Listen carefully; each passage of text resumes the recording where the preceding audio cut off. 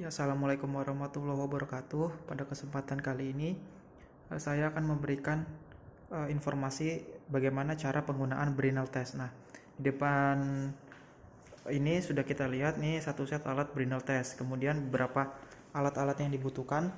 Pertama ada yang namanya bel diameter. Bentuknya seperti ini, di ujungnya terdapat bola yang digunakan untuk menekan permukaan dari material yang akan kita uji. Kemudian kunci L untuk memasang bel diameter. Nah, dan di sini bahan yang kita gunakan bahan kuningan, artinya dia masuk ke dalam non ferrous atau non metal. Oke. Nah, pertama-tama yang harus kita lakukan adalah kita melakukan setting alat terlebih dahulu. Nah, setting alat ini berfungsi untuk menentukan seberapa besar gaya yang dibutuhkan untuk melakukan penekanan terhadap kuningan sesuai dengan buku panduan yang sudah kita punya. Nah, di sini ada informasi terkait berapa sih diameter bola yang digunakan, terus besarnya gaya maupun waktu yang digunakan untuk melakukan penekanan. Nah, karena di sini kita menggunakan bahan dari yang kuningan, maka kita menggunakan data non ferrous. Nah, di sini bisa dilihat bel diameter ini menggunakan ukuran 10 mm. Nah, kemudian tekanannya itu 3000 dan juga tesnya itu sebesar waktunya itu penekanannya sebesar 30 detik. Oke. Nah, pertama-tama kita lakukan adalah kita melakukan peletakan dari material di meja mikroskop ini ya teman-teman. Nah,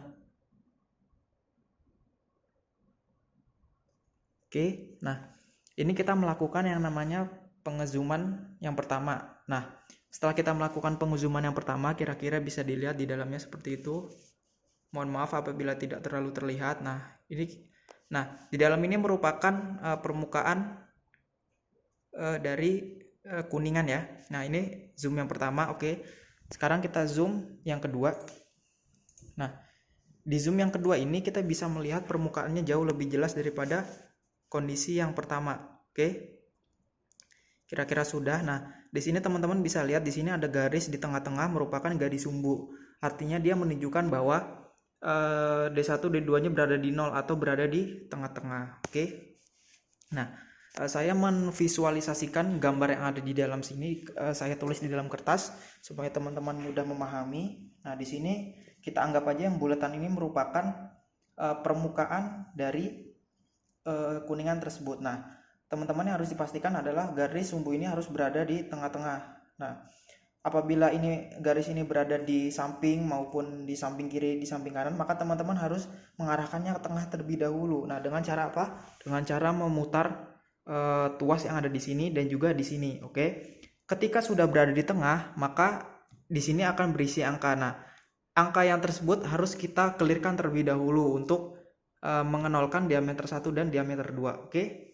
Nah, karena tadi sudah kita melakukan pengezuman pertama kedua, sekarang kita harus melakukan pengujian. Nah, sebelum melakukan pengujian, kita harus mengecek terlebih dahulu sesuai nggak sih data-data yang ada di mesin Brinell ini dengan data-data yang ada di buku ini. Karena kita pengujian menggunakan kuningan atau non ferrous, maka kita harus menyeting sesuai dengan buku panduan yang ada di sini. Oke. Nah, pertama kita klik tombol menu. Nah, di sini sudah terlihat teman-teman, di sini ada beberapa variabel ya. Di sini ada dwelling time, kemudian magnification, test force, diameter. Nah, kita menggunakan data-data ini sesuai dengan buku panduan yang ada di sini. Oke, bisa kita lihat. Di sini bel diameternya kita menggunakan 10 mili ya. Kemudian test force-nya 1000 dan test force retaining waktunya 30. Nah, ini sudah sesuai ya. Waktunya itu selama 30 detik. Kemudian test force-nya 1000 dan diameternya 10 mm. Oke. Kalau sudah, kita pencet quit saja. Tapi kalau teman-teman ingin mengganti, maka teman-teman arahkan ke variabel yang ingin diganti, kemudian enter. Oke, kemudian bisa diganti berapa detik maunya, tapi harus sesuai dengan buku panduan. Nah, kalau sudah teman-teman bisa pencet escape. Escape, kembali lagi ke quit. Oke. Nah. Oke, di sini kita sudah men-setting semua alat. Sekarang kita melakukan ya pengujian. Ketika sudah siap semua material sudah terpasang, maka kita melakukan pengujian ini dengan menggeser ke arah tengah. Nah, tandanya apa? Apabila sudah siap dilakukan pengujian, maka teman-teman melihat tulisan allow start.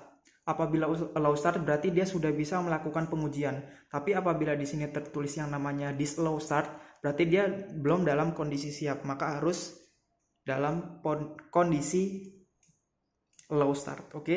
Di sini sudah allow start, D1 udah 0, D2 udah 0. Oke, kita lihat di dalam nggak bisa kelihatan ya. Oke, sekarang kita pencet start.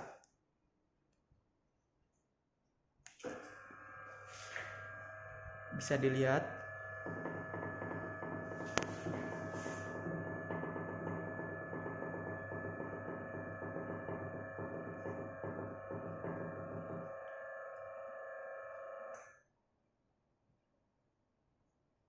Bisa dilihat ya, di sini terdapat baliameter gitu. Itu dipasangnya di sebelah situ ya teman-teman. Mohon maaf tadi di depan lupa saya jelaskan.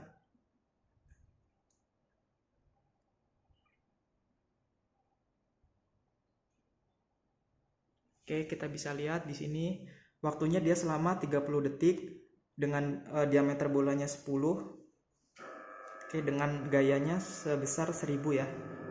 Semua sudah sesuai dengan panduan yang ada. Oke, dia akan naik.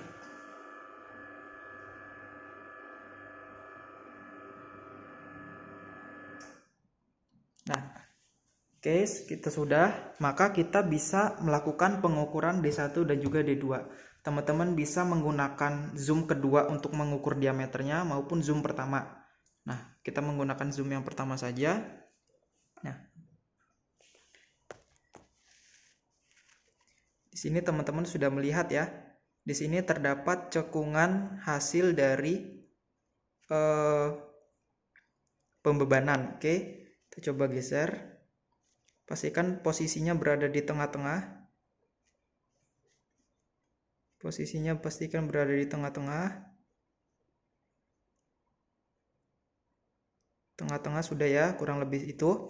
Nah, kita harus menggeser garis yang ada di tengah ke sebelah kanan dengan menggeser tuas yang ini, oke? Ataupun juga tuas yang ini, kita harus menyesuaikan dengan kondisi yang ada di dalam. Oke, ini kondisi di dalam, kita geser. Semoga terlihat ya.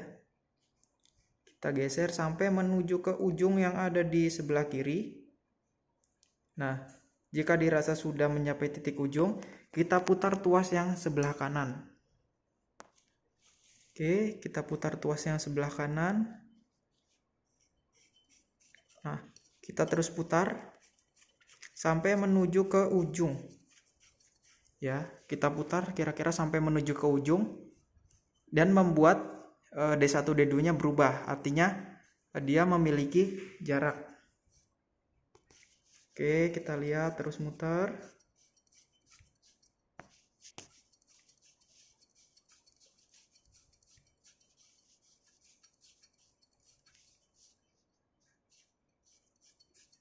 Oke ya, sudah terlihat jelas ya. Oke, saya rasa cukup jelas ya. Oke, D1 angkanya 5,26 dan D2 nya 5,26 karena kita baru mencari D1 ya teman-teman. Jadi posisi ini digunakan untuk mencari D1. Nah, oke deh, kira-kira udah ya, udah di ujung ya. Oke, ini kurang dikit.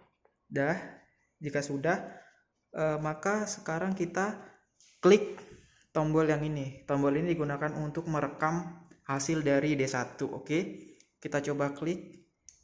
Nah, ketika kita klik sekali, maka D1 akan mengunci ya dengan tanda bintang. Dia memiliki diameter 5,26 sekian. Oke, sekarang kita menguji posisi D2. D2 ini adalah diameter yang ada di atas dengan bawah. Oke. Nah, saya coba menvisualisasikan yang ada di dalam dengan digambar. Nah, ini ya kira-kira ya, posisi D1 menggambarkan di dalam ada seperti ini. Apabila di dalam kurang jelas, ini saya gambarkan. Ini posisi D1 di dalam kurang lebih seperti ini. Karena tadi di tengah, maka kita geser sesuai dengan diameter cekungan hasil dari Brinell test tadi. Oke. Sekarang kita masuk ke D2. D2 itu dengan memutar ini ya, teman-teman. Nah, sama kita harus mengatur garis di atas dan juga ke bawah. Oke. Sekarang kita naikkan ke atas, kita sesuaikan dengan garis yang ada di atas. Kemudian yang di bawah juga kita sesuaikan dengan memutar garis.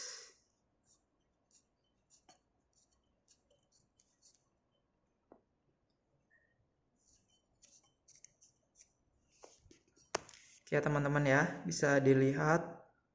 Nah, ini kurang lebih posisi yang ada di D2.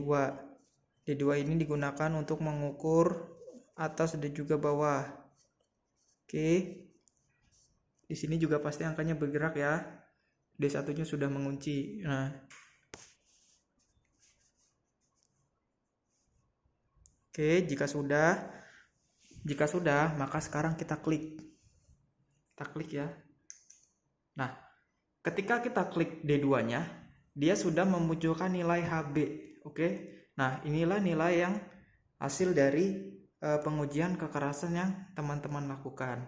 Oke. Nah, di sini saya visualisasikan kondisi yang tadi ya. Kondisi D2. Nah, ini posisi D2 yang ada di dalam tadi, oke. Nah, ketika kita sudah mencari nilai D1 dan juga D2, maka teman-teman akan menghasilkan nilai HB-nya sebesar 43,8. Nah, untuk membuktikannya nanti teman-teman bisa melakukan perhitungan sesuai dengan rumus ya. Nah, kurang lebih seperti itu video kali ini. Mohon maaf bila ada kesalahan dalam step-step yang sudah saya berikan. Semoga dapat membantu teman-teman semua untuk mempelajari Brinell test tersebut. Terima kasih. Wassalamualaikum warahmatullahi wabarakatuh.